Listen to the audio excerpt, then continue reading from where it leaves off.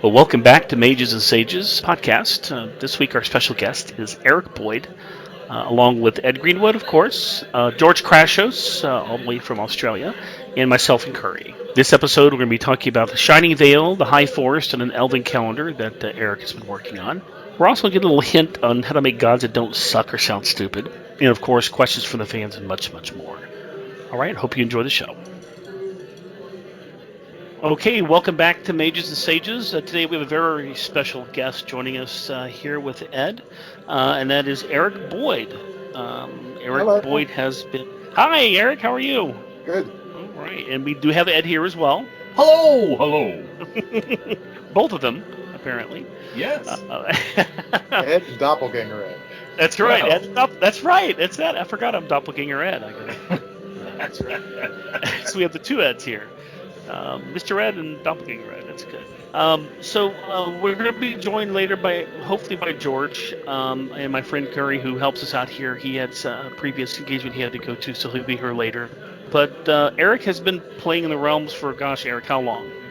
Since the original box set came out. In fact, I think there was a map released even before that. That's that right. may- First thing I got. And of course, there were a few articles in Dragon as well before then that I had eagerly consumed, and like many fans were like, what is this place he's talking about? Because Ed used to write like half of Dragon magazine, I think. Maybe a quarter. Yes, that's why they made me contributing editor, because they could use my stuff more often, in their estimation, without putting people's noses out of joint who had written articles and, years later they hadn't published them yet. And the reason for that was Kim Mohan discovered that I was a journalism student, and he was from the world of journalism, not D&D. And he said, oh, good, does that mean you can write to order on assignment? I said, of course. He said, good, come with me. So he fell for it, huh? Yeah, he fell for it. No. Did they pay you, Ed? Oh, yes. Now, when you say, did they pay me? When you're given the title of contributing editor and you say, this is a paying gig, right? And they say, of course you'll get paid. And you say, how much? And they say, that's where the contributing part comes in. How much do you want to pitch in? Yeah. That's right. We take all denominations. Just send it right on over. No, back in those days, we were very well recompensed. Really, it was later on that the roof fell in. But back then, yeah, everything was fine. As a teenager, I was making big bucks, and I was making big bucks in a Mexican money, which is worth even more in Canada, or was then. So I was sitting pretty. I did an article for that interview I did with you, Ed. They called it Volo's Guide to Waterdeep, and they paid me pretty well for that, actually. Excellent, good. Yeah. It was the only article I did for Dragon, but no, they paid me pretty well. So that was back when they had money, which is good, I guess. But Eric, I heard that you have been working on some new things. And the phrases I have here: the Shining Vale, an Elven calendar, in the High Forest. Yep. So, life shows up and you get busy for a while, but my son has recently gotten into D&D again, and I was going to say kicking and streaming, but that's not true. I'm probably pulling him. I kind of got back into it. A couple years ago, I had written an adventure for my kids when they were little, and then recently I did it again. I started up another one as well with George. So the one that I had done a few years ago when they were first starting out actually was because I was trying to throw something together quick, and it was this old adventure called Under Ilfarn. Steve Perrin had written it. It was back in it's like one of the first modules that was published for the first edition Forgotten Realms. And it was a nice little starter adventure outside of Waterdeep and Daggerford. And I was like, who knows how long my kids are going to want to play? I'll just quick start playing that. And of course, I couldn't stop. So I took that bare bones 32-page little gem and turned it into a 300-page monstrosity. But it was fun. I had a great time. And then George and I started doing it again recently.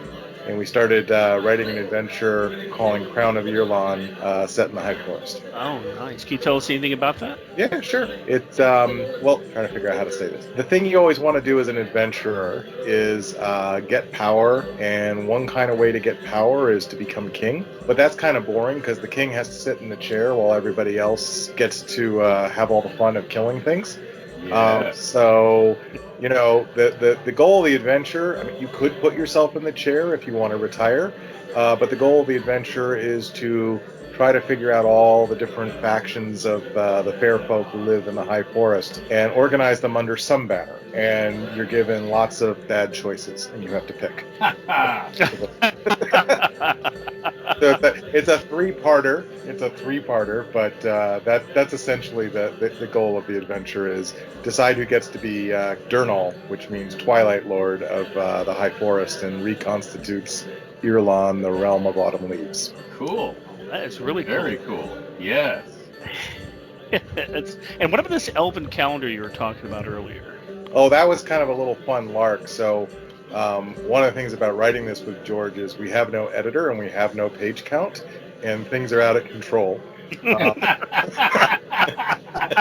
Because bits are free, and anytime we get distracted by anything, we go charging off in a random direction and make a sidebar that is only vaguely related to the adventure at hand. So one of the things that came up was Phil Athens had written a short story in Realm of Elves, which was the anthology that went with the last Mythal, called, I'm going to get it wrong, something like the Staff of Valmaxian, something like that. But anyhow, it had 3 really weird dates in it. They were something like the 76th year of the Ruby, and then in parentheses it would say like negative 7,904 Dale Reckoning. And George and I could not figure out what the heck he was talking about. So George brought this up, and of course once he gave me a bone, I couldn't let it go. So we were trying to come up with a calendar that would work for it. And I literally spent 3 days coming up with a calendar of Sethanine Moonbow.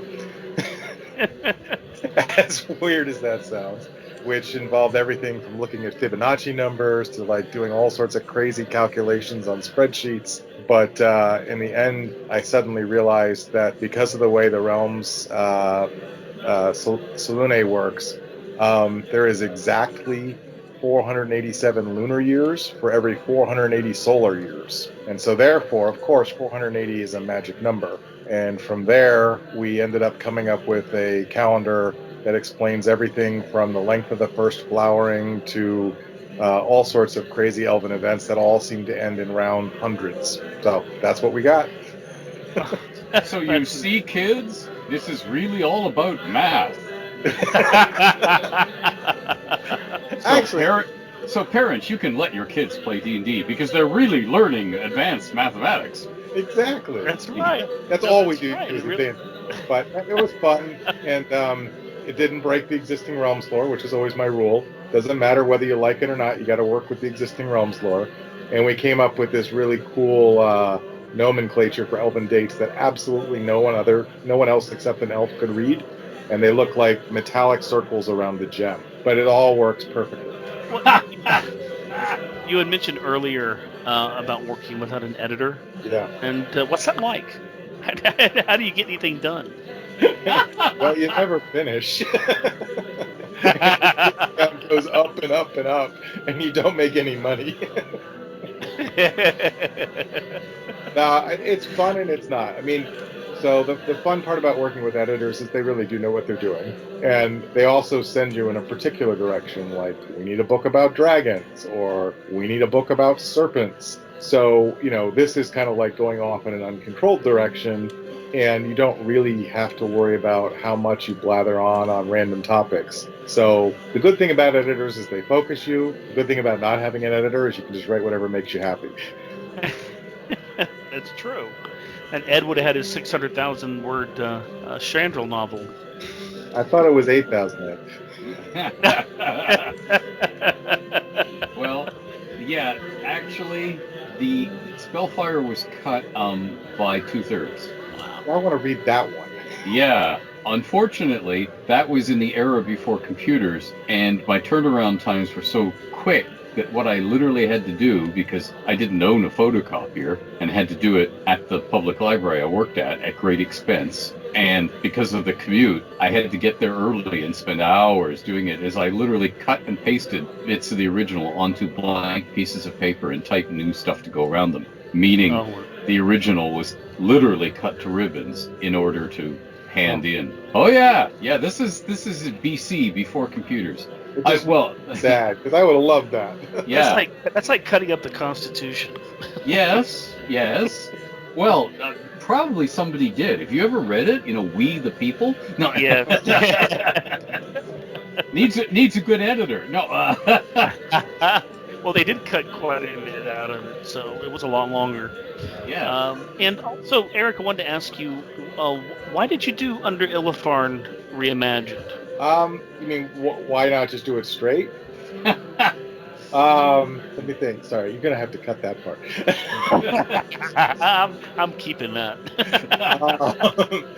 So I can't ever not touch stuff, I guess is the way I would do it. Is what I like doing is making it tie together. And as backward as it sounds, is I don't like making up stories. I like figuring out stories were already there and you just need to knit them together. Steve Perrin did a great job, but he had not a lot to work with back when he wrote it. Not that Ed didn't have a ton of stuff, but I mean, the amount of published lore was very small back then. And since then, literally, I think every other product Ed worked on, he littered like 5 or 6 new sites in the region. And I just wanted to tie it all in together and integrate it. And then the other interesting thing about the way Steve had written the module was, people don't write modules like this anymore. He had things like, you should come up with a big bad evil who's the secret reason why this event happens. And so that was a big chunk of it, was I ended up coming up with 3 different bad guys, effectively, all completely acting on their own. And the interactions of the 3 drove the plot of the story. So no single bad guy was driving the whole plot. It was the interaction of 3 bad guys who were driving the plot. So that's what actually started pushing me towards writing more and more and more. Mm-hmm. Okay. So is that how you handled troublesome existing realms lore, like the description of Daggerford in the North box set, just by not trying to come up with new stuff, but trying to find what was already there and putting it together? Yeah. I mean, so, anybody who reads Under Illifarn carefully and then reads the North box carefully will spot some issues. And so the art is always, how do you not invalidate what another designer did? Because I don't want them invalidating what I did. But nonetheless, make it all fit together and work. And so it's a really fine line to not contradict, but work it in. Mm-hmm. Mm-hmm. That makes sense. So is Under Illifarn, is this a new adventure? Is it a new adventure, or is it a regional book? So it's both. It started out. What you're missing here is, I was never very good at pitching to TSR, but every once in a while I would try it. And at one point I pitched to him and I said, we've got to stop with like the North box set. What you really need are 5 source books. You need like the Shining Vale, the High Forest, around Silvery Moon, up the Desserin, the Frozen Far, and we could probably fit a few more in as well. And that doesn't even count Waterdeep. And for some strange reason, they didn't think we needed 5 or 6 source books in the North. So what I ended up doing is writing one of them. Actually, this Crown of Earland is the second one. Oh, really? Yeah. It's over 300 pages, and we're barely started. Yep. And I find it's so hilarious, because they would say things like, no, that's overkill. Nobody's going to buy that. No. You guys are just in love with the setting. And then they do Waterdeep 8 times over. Yeah, it's both the Shining Vale setting book and it's an adventure. Okay. It's from 1st to 8th level. It's a whole campaign that you can play with your kids. It's set in 1357, and it's basically the same adventure you remember fondly from your youth. So why did you go back in time to set this up? I like it better. Well, who doesn't like free spell plague stuff? I know. But, because back in time, we were all young and beautiful. And now we're not. Better read that again. No, the reason I ask is because there's a lot of people out there searching for 5e stuff. and approaching the 1500s. So I'm just wondering why you would take it. It's a more romantic time for me. I mean, I enjoy all the stuff that I read and the games I played and all the adventures I read and put people through that took place in like the 1350s and 1360s and stuff. But I was just curious why you would do that and not jump into the current 5e stuff. Well, there's two reasons. I actually only wrote it for two people, my two kids. Oh, And okay. so I wrote what I thought I wanted to give them. And there were some challenging realms lore to deal with that happened around 1367. And so one way to not contradict that was to write the book in 1357.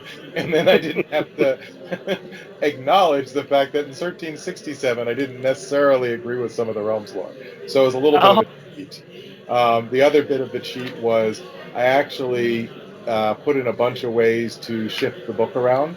So I talked about how to set it in 1365, 67, I mean, or 75, or in the 1400s where 5e is set. It's really not all that hard to just run it straight as is in a 5th edition setting.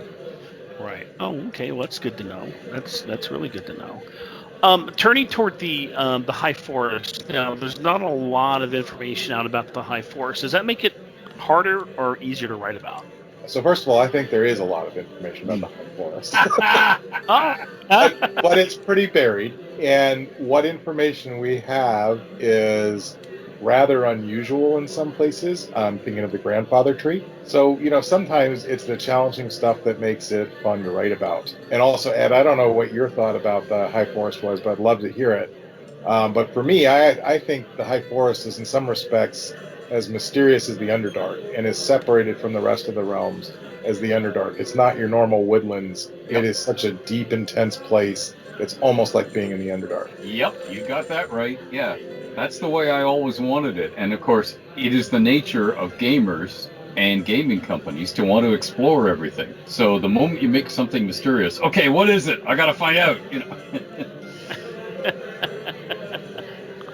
So it is vast. I mean, like, you think of, like, if you pick the High Forest stuff and you put it over any other part of the realms map, you realize just how big it is. Yeah. Which is one of the reasons we were able to hold them off on carpet bombing. I mean, developing it. Because it was so big. You see, they learned their lesson with FR1, Waterdeep in the North. Yeah. I told them this is not the village of Hamlet, a dungeon and 2 buildings. Waterdeep is a city. And they said, yeah, you have 64 pages. I said, do we really have to put the North in it as well? Can't we leave that out for another product? No, 64 pages should be enough. Okay.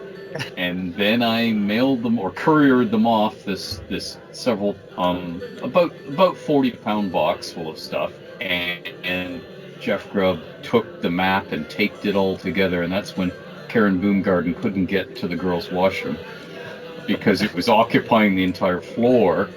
And they said, wow, what is this? He says, it's the city of Waterdeep. Wow, we've got to do a box set, which is the city system came about.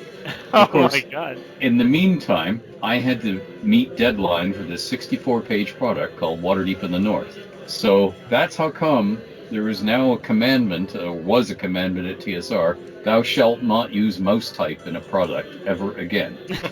because my method of doing it, when they said, none of this is going to fit, Ed, and I said, it will if you go down to 4-point type.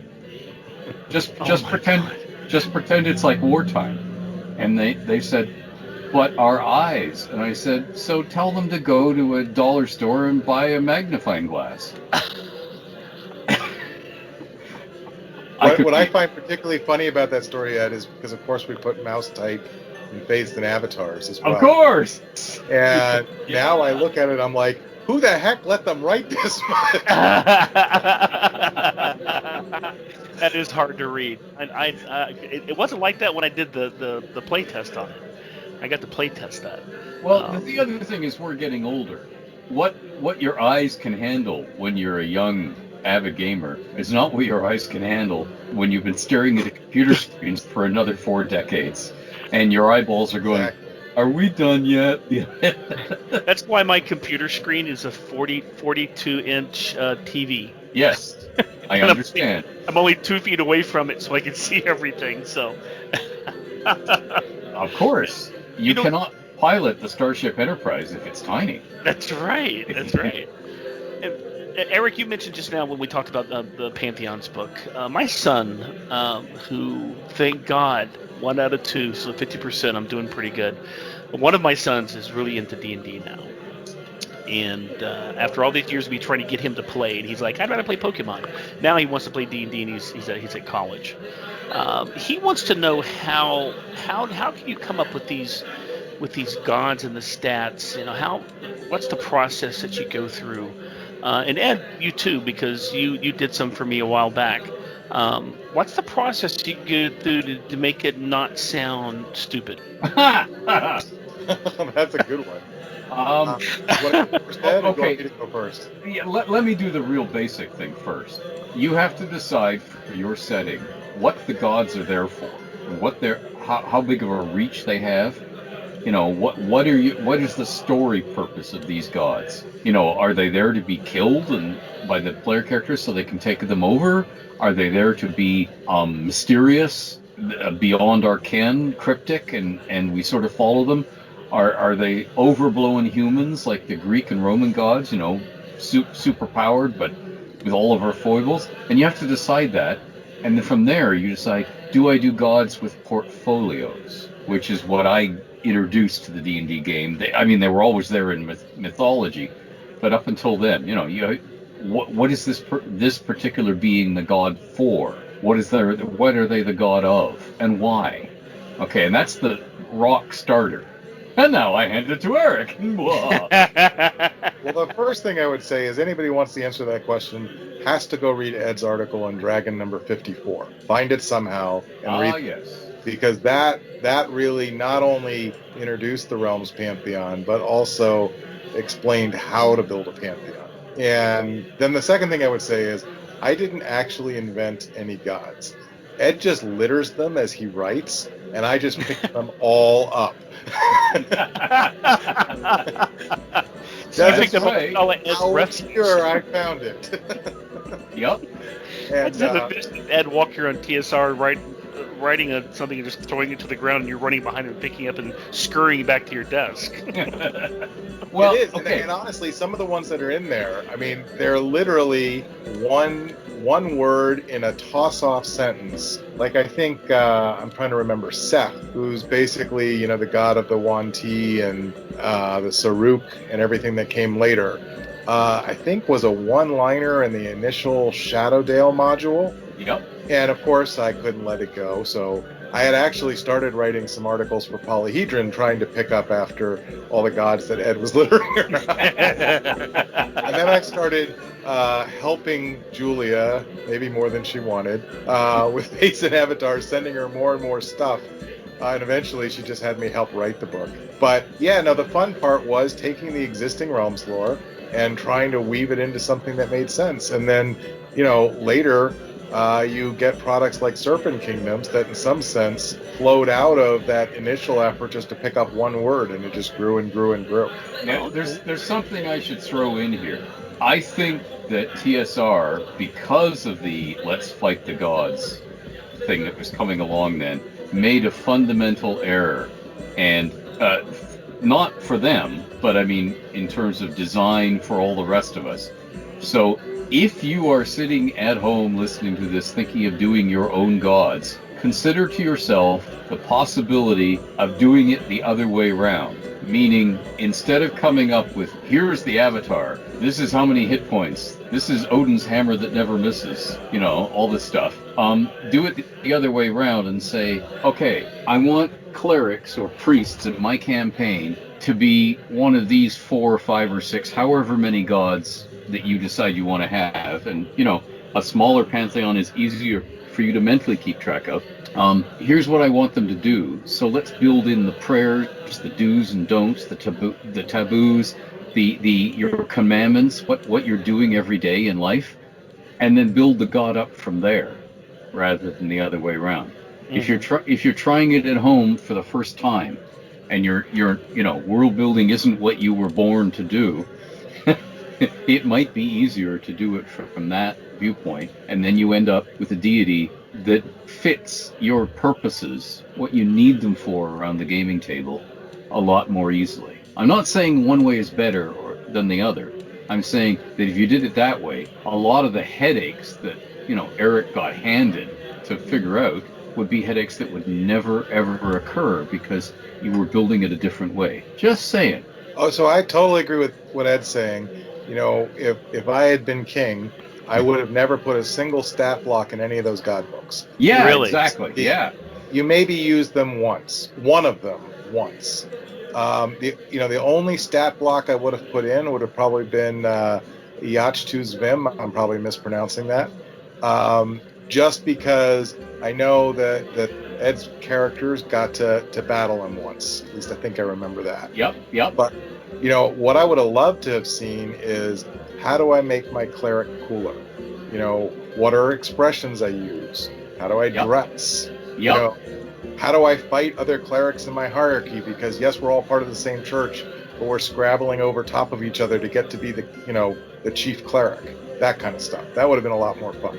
Yep, that's exactly it. And what are my prayers? Like, if I'm going to raise somebody from the dead or pray over one of my fellow party members, put the text to the prayer down so I can role play it. Even if the group that you're playing with doesn't like to do that, if you've got it to refer to, you know how long it takes to say. And if you ever want to say it, if you want to, read it out loud at a wedding, funeral, bar mitzvah, it is so much cooler if you have it. Oh, absolutely. No, see, for me, when I played and my characters were very adamant about having a certain cleric of a particular deity because they really liked them, I made them do everything that it said. I had one character who it was an Oriental deity, and I don't remember which one it is, but every time he killed somebody, he had to cut off their head, burn it in effigy, and say prayers. Yeah. So he wanted that with me. It was, especially when they fought a whole group of goblins. They had a pile of goblins. He just sat there in the corner cutting heads off of goblins. Just a minute, Mom. I got a few more goblin heads to burn.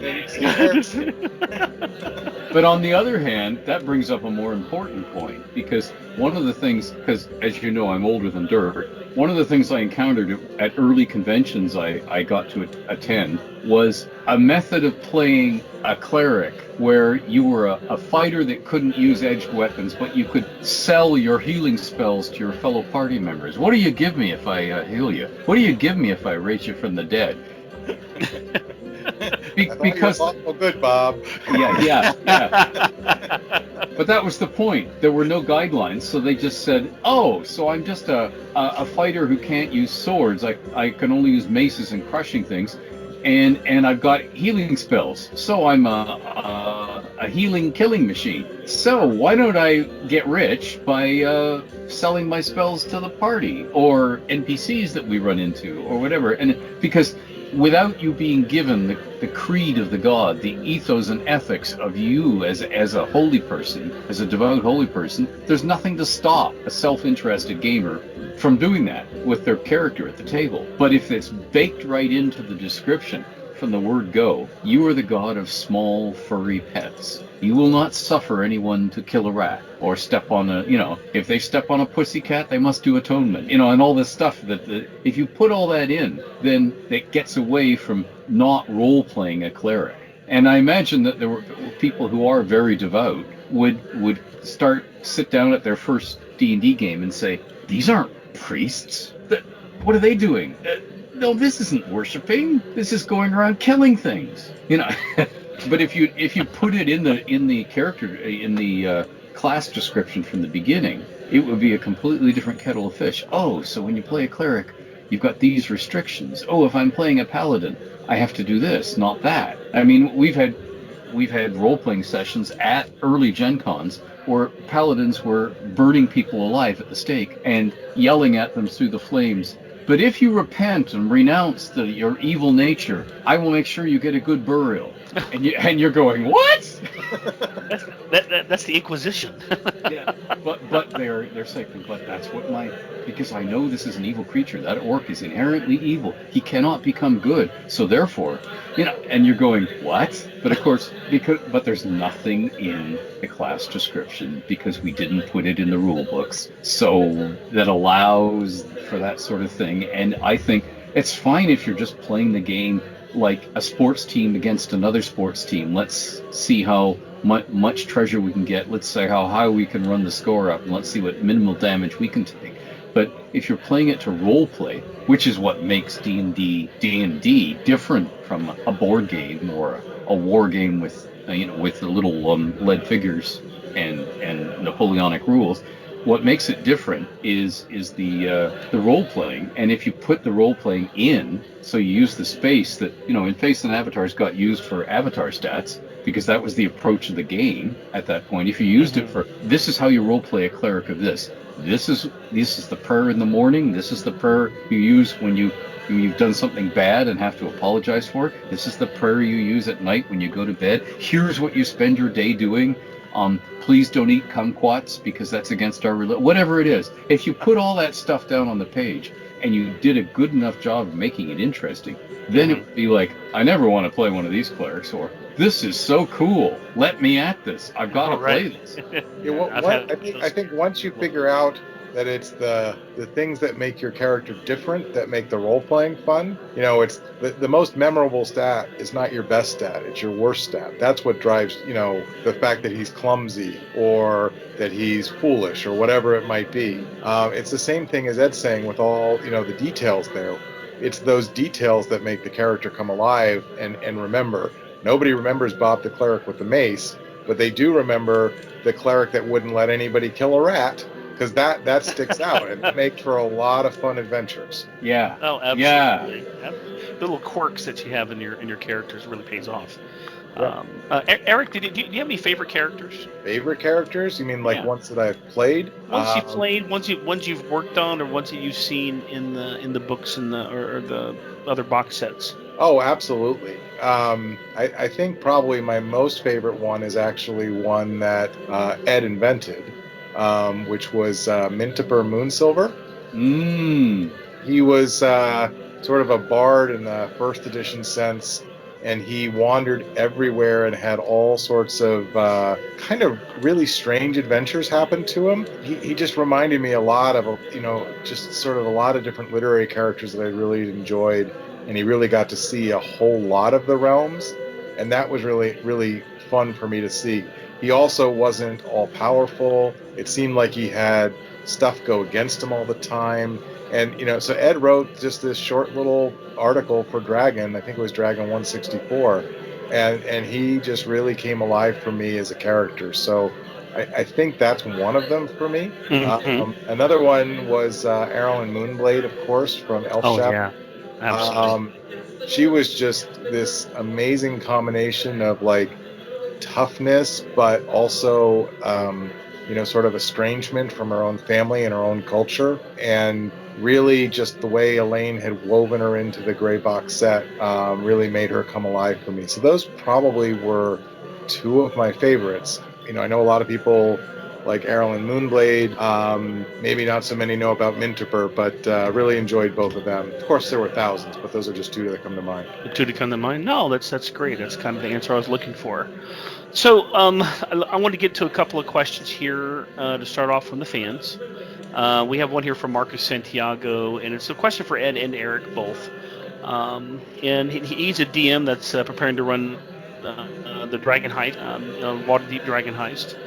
And he's looking for information on the Waterdeep market. I guess he said he's done some research and he really can't find a lot. He found some in the City of Splendors box set regarding taxes and not much more. Are there any source materials out there, polyhedrons, anything that he could find this? Or do you two want to just kind of give a few ideas off the top of your head about the area?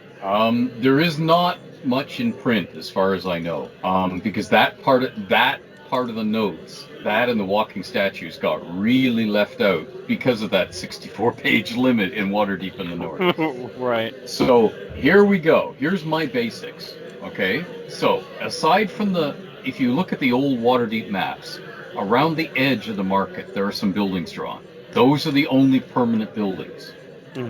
No more permanent shops and stalls are allowed. They're just forbidden. All of the vendors in the market have to get a city permit.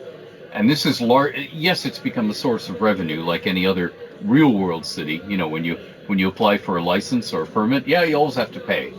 But it was really instituted to prevent overcrowding. And on top of that, they pay a daily trading fee to the city. And when I say back overcrowding, if you don't issue too many permits, then things can't get overcrowded, and that's the intent. On top of that, they pay a daily trading fee, and they have to locate where the city watch, who are on duty at the time they're setting up, tell them to locate. Like the city watch says, in here, this lot here, and it's chalked out, okay? And the reason that is in place, they had to put in that rule to stop somebody boxing in somebody else's stall, or blocking off access to another stall, or coming along and saying, oh, there's no spaces left. This laneway that they've left so people can get to other people's stalls, I'll just put my stall in it and block everybody, because, hey, I'm important. So to stop that happening, you have to locate where the watch tells you to. So when you think of the stalls, they have to be non-permanent. A few of them are put up with the sort of slotted wooden panels put together thing, but almost all of them are carts or wagons. And by cart, I mean a hand cart, something less than a wagon, so that you can push by yourself. And these things have awnings added to them. And any beasts that haul the wagons to the site get unhitched and taken away from the market. They're temporarily housed elsewhere, in other words, to the west, right near Mount Waterdeep. The actual layout, beyond those fringe buildings that are on the map, that are marked on the published maps, changes constantly. Like if you don't show up at your usual time, the little chalked area that you usually occupy, the city watch will probably give it to somebody else, and then you get put somewhere else. So the actual layout changes all the time. Many shopkeepers elsewhere in the city, in the shops that you own a building or rent a building and you pay taxes on, if they're running out of stuff because people are shopping them dry,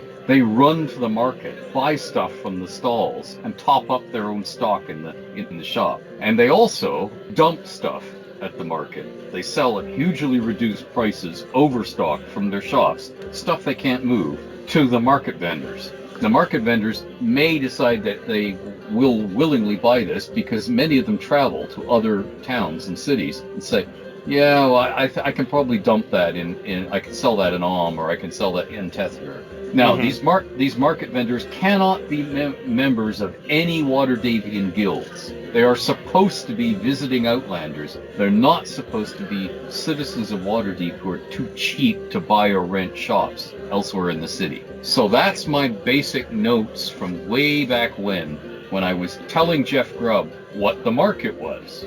Right. So that's the rock bottom basics. So that's fantastic. Eric? That's amazing. I would add a couple more things. To go back to the original question, I guess what I would say is that, one of the things gamers like to do is to nail everything down.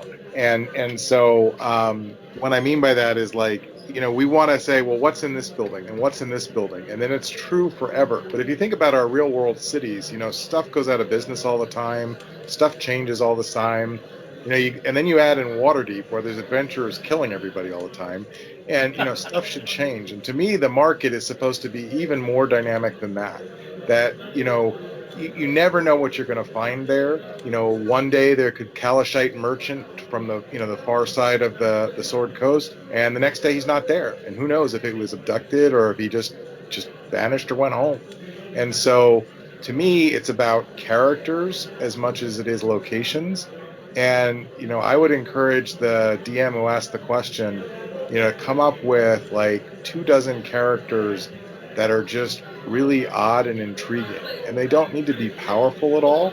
Going back to the Under Ilfarn thing, if you see the part I did about Daggerford, I had fun trying to come up with a few characters who were a first level rogue with 6 hit points that, for most adventurers is 1 sword thrust. But, what could you do with them? I made one of them a wheel squeal who makes his money selling information about other merchants to, even a third group of merchants. Come up with a dozen or 2 dozen characters like that, and the whole place will come alive. Oh, fantastic. No, that's great. Thank you both. Yeah. And we just had a couple of gremlins sneak in here. You're not going to let them stealth, are you? No, I'm not. No, I'm not. So, Curry, you need to turn on your mic, and you too, George. Yeah, no, I'm here. Hey, everybody. Hello. Hey, George. I know you're there. I can hear you breathing. He'll stop being shy soon, I hope. He will. He will. I tell you what, Eric, you want to go up and I have an audio question here from Spike Murphy. So Of course you do. well, I asked him if he could send them in to us and some MP3, and he did, and he sent me a whole lot of them. So we'll get to some of them here. But if you want to set that up there, Eric, we can hear what the question is. Sure. Way back in an old Dragon magazine article, first talk about Grumsh,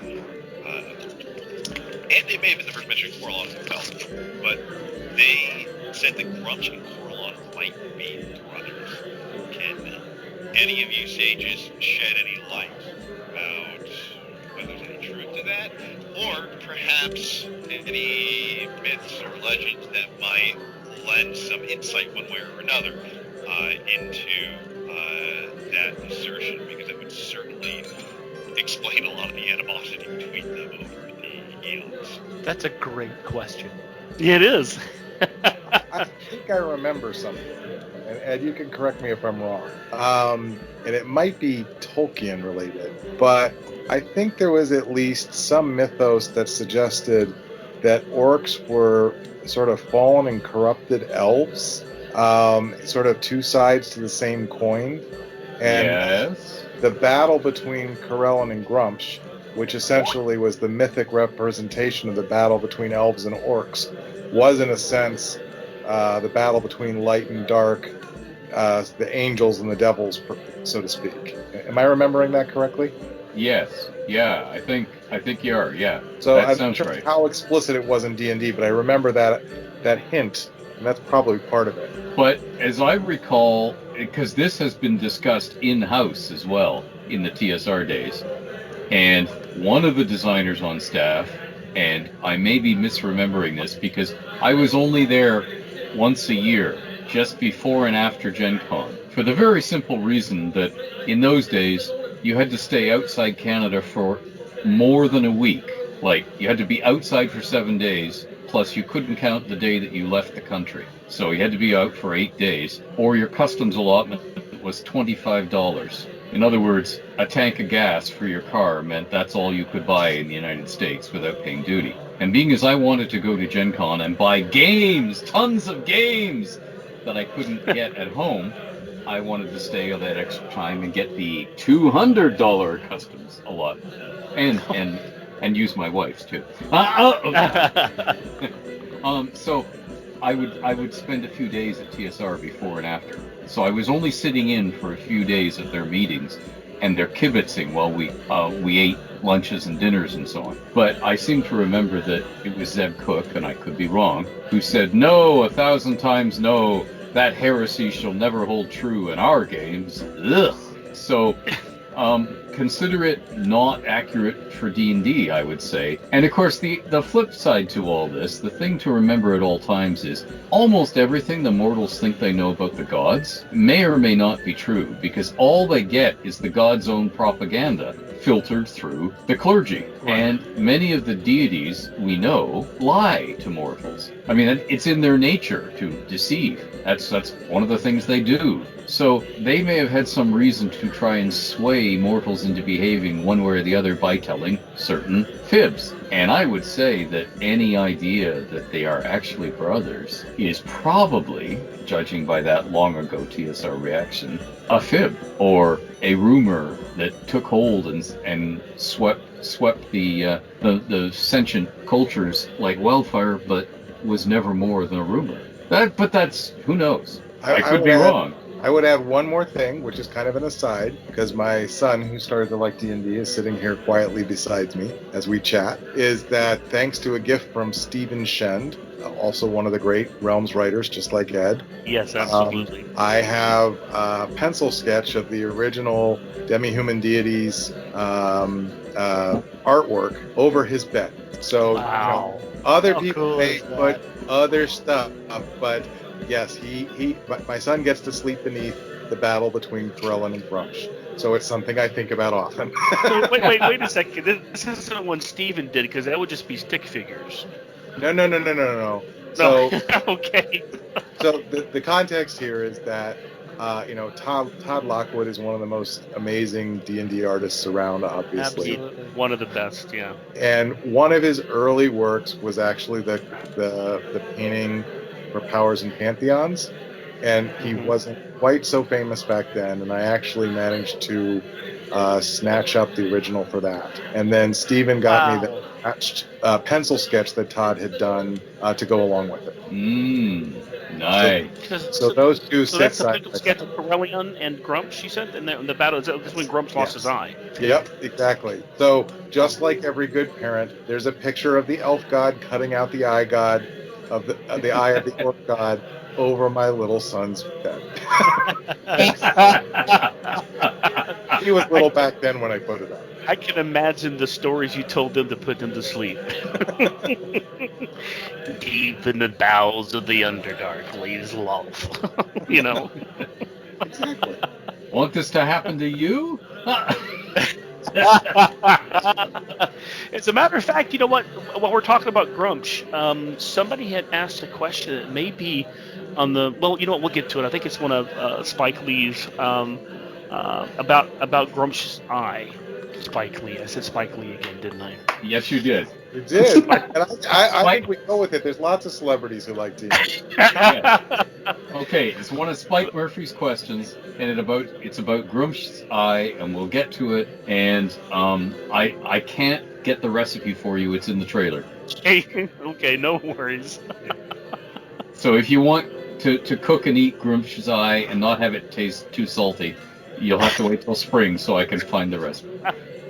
Oh my God, no. Is George able to join us now? Can you hear me? Yeah. George! Yay. Sure can. Hello, guys. George. I'm late.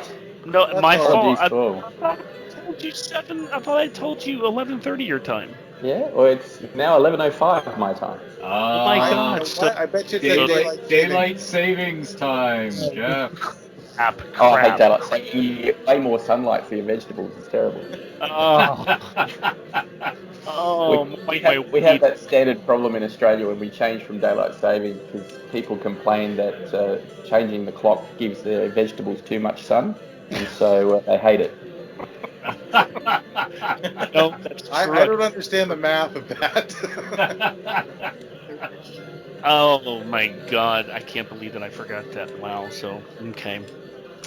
So with daylight savings, it's okay. Never mind. We'll edit this out. Looking at your chat log, you started at about 9:30 my time, which is not a problem. Yeah, about that. So that's fine. I'll remember for next time. No. Yeah, that's right, because it will still be in daylight savings time. Okay. All right. Anyway, well, I'm glad you can make it, George. Fantastic. And Curry, too. I've got a spin-off one if you guys are interested in hearing just a game versus novel-based theory I have. Sure. Yeah. So, in the same heart that Ed talked about, the idea that God figures will deceive, leave things unclear. I know you guys can't answer this question, but I would love to hear your comments on it. I've had this long-running theory that Dritzt could be an avatar of Lolth, because how perfect would that be? How much sense does that actually make? Oh boy. Be very glad you aren't within reach of Bob at this moment.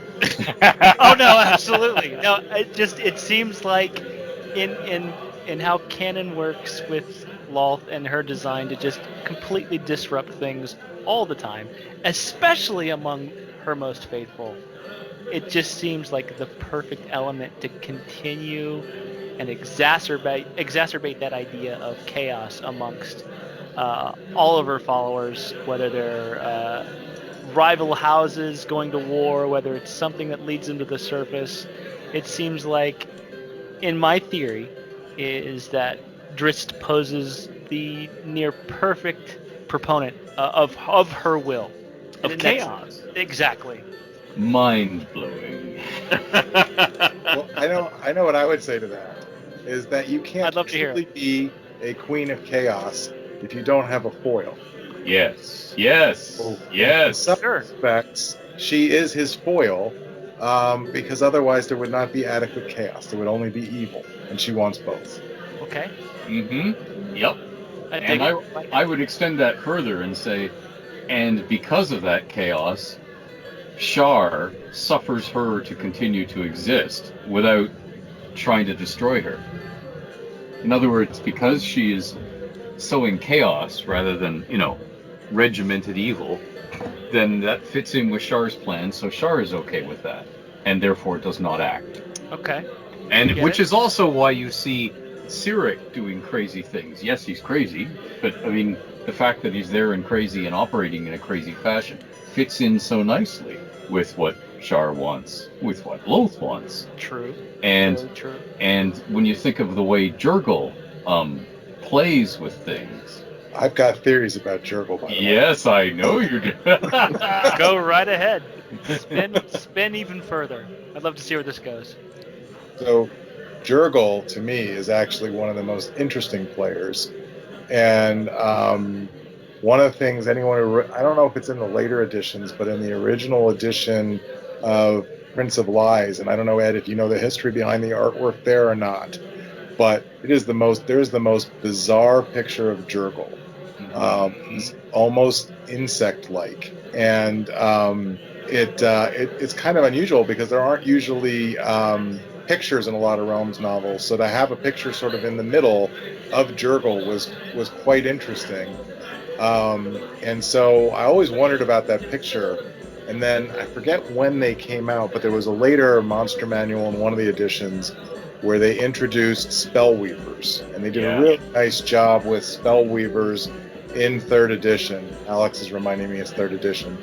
And this long, complicated story about how they interact with other races and other planes and everything else. And so one take on it, for me at least, is that, and I did actually write something up about this, and George and I have been debating it for a long time, exactly what the right way to tell the story is that much of the history of the Netherese, much of the history even of the Elves of Irlan, can be viewed through the prism of Jurgle being the last of the Spellweavers, and fighting with basically one of the last Saruk Liches to influence the direction of the Netherese. And that the whole rise and fall of Netheril could really be seen as part of a war between those two great figures. Now, it's probably not true. It's probably just apocryphal, but at least it does fit with the existing Realms lore. And so I always had a fun time, all sparked by that really bizarre picture in Prince of Lies. No, that's fantastic. I don't know, Ed. Does that match anything you would think? I think it's really cool, and I think that's how the Realms has been built collaboratively since the year one. So I would say, let's go with it. Maybe we should go to the DM's Guild for that one, right? Well, yeah, why not? Yeah, exactly. I actually have a 5-page write-up that George and I have been working on for quite some time of that little story. And it explains an awful lot. It's also a story that fits within as opposed to just being created out of left field. It kind of flows from what we already know. So who knows? We could put it on the line there somewhere. Nice. Oh, that would be fantastic. Eric, do you want to click on that next question by Spike Murphy, and then we'll get the one by Niramaru X for George. All right, this is the Drow Death one? Yes, it's another audio from Spike Murphy. I'd like to know if Ed, George, or Eric can provide clarity on what happens to Drow after they die. We know they don't go to Arvand or they're turned away. If they follow the standard kind of multiversal cosmology laid out in Planescape with deities and demigods and other supplements over the years, then they would go to the Demon Web Pits, the Abyss, or wherever their deity of worship was, the best match their alignment. But there's not real clarity on this. Like in the Drow belief of death, they see it as a failure to Lulth, and Planescape and Unhallowed Ground made it clear that beings that genuinely don't believe in an afterlife would not experience one. But it doesn't seem clear that the Drow don't believe in an afterlife, just that they think that death is failure. In the Demon Web Pits, there are Drow present. She does have demons under her control, which implies they are petitioners and therefore probably Drow souls that got sent there, but that's never really explicitly stated. We do know that Drow go to the Demon Web Pits regularly while they're still alive, while they're still immortal, and so her lieutenants that you find there toward the end of the Demon Web Pits could very easily have been Drow from Greyhawk or Forgotten Realms or somewhere else that were, called there to be her lieutenants in their mortal days. So yeah, what happens to the Drow after they die? Good question. Anybody want to take it? Wow, I'll you jump. stumped everybody. That's great. No, I'll jump I in. have a theory, but in some respects, it depends on how faithful you are to specific editions, right? Yes. To me, the afterlife was one of those areas where it's all about the prism that you look through. That the original 1 and 2E chronology or cosmology is just as valid as the 3E cosmology. It's just like looking at the outer planes through a different lens. It's all true. It's not inconsistent. It's just a different way of speaking about something that we don't understand. And so, for me at least, the afterlife in the Forgotten Realms is something that even the people who've gone to the outer planes and think they've talked to a god, they don't understand, and they don't really understand. To me, the image I would have in mind of any drow who died is they're definitely wrapped up in webs and squirming around in Lulth's pit, in the webs of her, the demon web pits, for an eternity. But that's just one of many potential awful fates that they might be going to. I'm sure Ed could creatively come up with a lot worse. Ed? Well, yeah. No. George wanted to weigh in there. I want to hear George's take here. Well, All right, George. the thing I've always liked about the Outer Planes is that souls are currency. And I was thinking that Lulth gets them all, and the ones who are direct worshippers of her, perhaps she does good things with, from her perspective, of course, which is perhaps make Yochlol out of them, or specific types of demons that she are specific to her plane and that she can utilize for her needs. And the ones that perhaps weren't her worshippers, terrible heretics of Vaerun, etc., and even Illustrae. I know that's a big call, but perhaps she gets their souls as well. That's a very scary thought. Perhaps they don't go to Arvandor. I don't know, but even if she gets the souls of Illustrae, maybe she uses them as currency with night hags and other creatures, and gets things that she wants from other demon lords, demon princes, and even a bit of side dealing with the other lower planes. So, You're just spoiling my image, George. I thought the followers of Illustrae turned into Moonlight, and now I've got to think of them as being traded around by night hags as trinkets. No, it's not always a good ending, Eric. It's not always a good ending. I've got to point out that God. Alex sitting next to me here points out that starting back in first edition, one of the places that failed Drow went was they became Driders as well. Yes, that's right. Yes. Yeah. See, he knows his story. Excellent. Yeah. I suspect that Chris Perkins of the current D&D design crew would love that, because one of the things that hasn't really happened yet is that gamerdom in general hasn't cottoned on to how cool hags can be when properly deployed. Chris loves to deploy them, and people just sort of go, yeah, the old crones, yeah, that's nice. And I'm thinking, yeah, you're not getting it. These can be way cooler than so. Yeah, I think okay. Me likey. We've had good cause, Eric, to have lots of play with hags in our work on the High Forest and under Ilafana New and other places. They are pretty cool creatures. We've used them quite a bit. Yeah, no, one of the most infamous hags of the north is, of course, the Annis who led the Blue Bear tribe. Yeah, Tantahagara. Antahagara. I always like everything to tie together and not just come out of left field.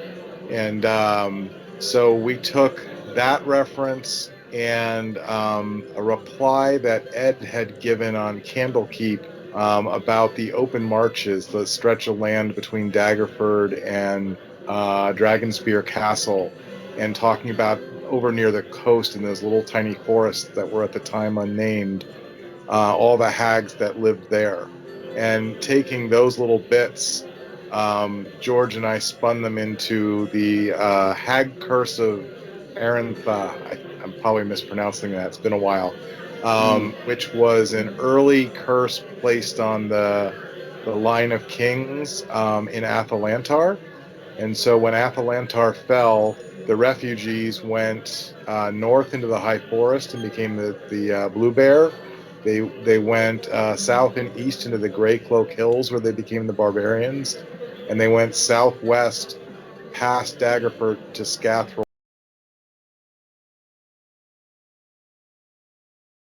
which was one of the duchies of Falorm, the realm of three crowns. And each one of those refugee populations brought with them the hag curse. And so every once in a while, their daughters would be born as hags. And some of them would live and some of them would be killed off. But that gives you a way to explain what could be random monsters sort of popping up and sort of time and again, this sort of endless cycle of magical curses lasting for 1,000 years in this case, and never quite ending as people spread out and evolve and change and kingdoms rise and fall. So I'm a big fan. I think you can do a lot with them. Oh, wow. Oh, I like that answer. I like that a lot. Well, I do hope you enjoyed part one of the interview with Eric Boyd. Stay tuned for the next episode of the interview with the Old Mage here on Mages and Sages with our special guest, Eric Boyd. Until then, keep playing in the realms.